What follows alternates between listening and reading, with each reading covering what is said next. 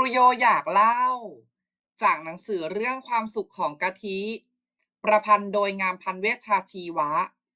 ณบ้านชายทะเลตอนที่11ปูลมกะทิเข้าใจมาตลอด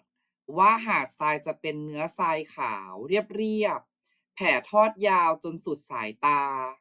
ยามมาเห็นกับตาตัวเองจึงรู้ว่ามีรายละเอียดมากกว่านั้น มองจากระเบียงบ้านจะเห็นแอ่งน้ำเล็กๆที่ทะเลลืมทิ้งไว้เมื่อคืนก่อน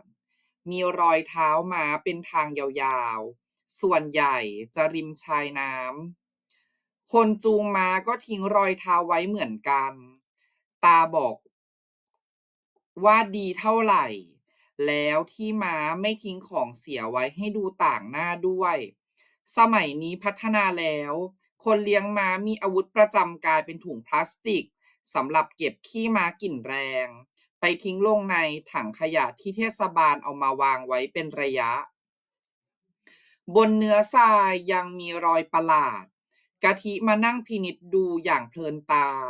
เป็นทรายเม็ดนิดๆที่เหมือนปั้นเล่น แล้วมาโปรยไว้กลายเป็นลวดลายประหลาด นักการบอกว่าฝีมือของปูลม เวลามันขุดรูจะเขี่ยทรายทิ้งเป็นเม็ดเล็กๆ ดูท่าประชากรปูลมจะมีจำนวนไม่น้อยทีเดียว สงสัยแต่ว่ามันวิ่งเร็วปานสายลมสมชื่อไหมนะ นักการไม่ค่อยพูด แต่กะทิกลับรู้สึกเหมือนนักการบอกเล่าให้กะทิรู้และเข้าใจอะไรมากมาย รวมทั้งรู้ใจกะทิด้วย บางครั้งมีแต่ความเงียบขณะเดินไปด้วยกันตามหาดทรายยามเย็น เมื่อยก็จะหาที่นั่งพัก ส่วนมากเป็นกำแพงบ้านตากอากาศที่เจ้าของปิดทิ้งไว้ กะทิฟังนักกันพูดเรื่อยๆ ถึงโรคเดียวกันที่มีหลายชื่อ อเมริกันเรียก ALS อังกฤษเรียก MND ฝรั่งเศสเรียก Maladie de Charcot ตามชื่อนายแพทย์ชาโก ผู้ค้นพบโรคนี้เป็นครั้งแรกเมื่อ150ปีก่อน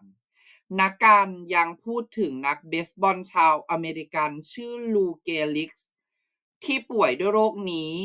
และทำให้คนทั่วไปสนใจอาการของโรคกะทิยังได้รับฟังเครื่องสไปโรมิเตอร์เครื่องไบเพฟและอื่นๆที่ผ่านหูลอยหายไปกับลมทะเลนาดาบอกว่านักการเป็นมือเขียนโฆษณาวิทยุระดับเซียนคงจะจริงเพราะเมื่อนักการอธิบายให้กะทิที่อายุ9 ขวบฟังถึงโรคร้ายของแม่เรื่องซับซ้อนก็กลายเป็นเรื่องพอเข้าใจได้ไม่ยากตัวเลขที่นักการยกมาก็ฟังง่ายๆผู้ชายเป็นมากกว่าผู้หญิงส่วนใหญ่เกิดกับคนอายุ40-70ปีผู้ป่วยร้อยละ50ตายภายใน18เดือนร้อยละ20อยู่ได้นานเกิน5ปีมีเพียงร้อยละ10ที่อยู่ได้นานเกิน10ปีผู้ป่วยที่เริ่มมีอาการเมื่ออายุ20ถึง40ปีมีโอกาสอยู่ได้นานกว่า5ปีกะทิสงสัยว่าถ้าเป็นตัวเลขสถิติทั่วไปกะทิจะรู้สึกเหมือนที่กำลังรู้สึกอยู่ตอนนี้ไหมนะแม่เริ่มมีอาการเมื่ออายุ33แม่ป่วยมาได้นานเกือบ5ปีแล้วปูลมวิ่งลงรูไปต่อหน้าต่อตานักการถามลอยๆว่าวิ่งแข่งกันไหมพร้อมกับต่อให้กะทิถึงแนวต้นสนข้างหน้าใครถึงหน้าโรงแรมก่อนชนะไม่ต้องรอให้ถามซ้ำกะทิก็ออกวิ่งแล้วสายลมปนไอร้อนที่ลอยขึ้นจากพื้นทรายกระทบใบหน้ากะทิวิ่งเร็วขึ้นเรื่อยๆวิ่งไปให้ถึงขอบฟ้าเท้าสัมผัสทรายเนื้อละเอียดอย่างที่แม่ทำไม่ได้อย่างที่แม่เคยทำได้2มือกำเข้าหากันขยับขึ้นลงตามจังหวะการวิ่งอย่างที่แม่ทำไม่ได้อย่างที่แม่เคยทำได้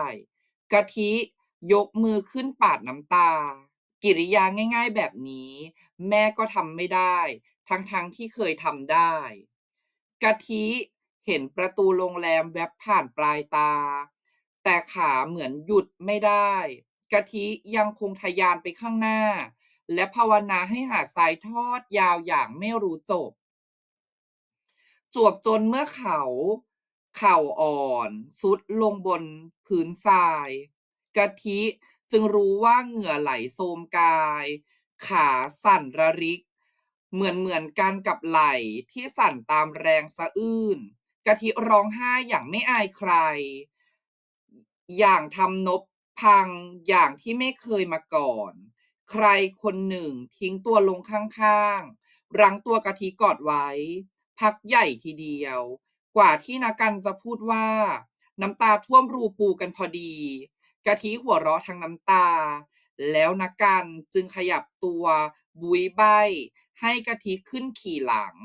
วิวสองข้างทางแปลกตาไปเมื่อมองจากที่สูงเสียงนากันพูดปนหัวเราะว่าตอนวิ่งมาไม่ทันนึกสินะว่าขากลับจะทำอย่างไง ฟ้ามืดแล้ว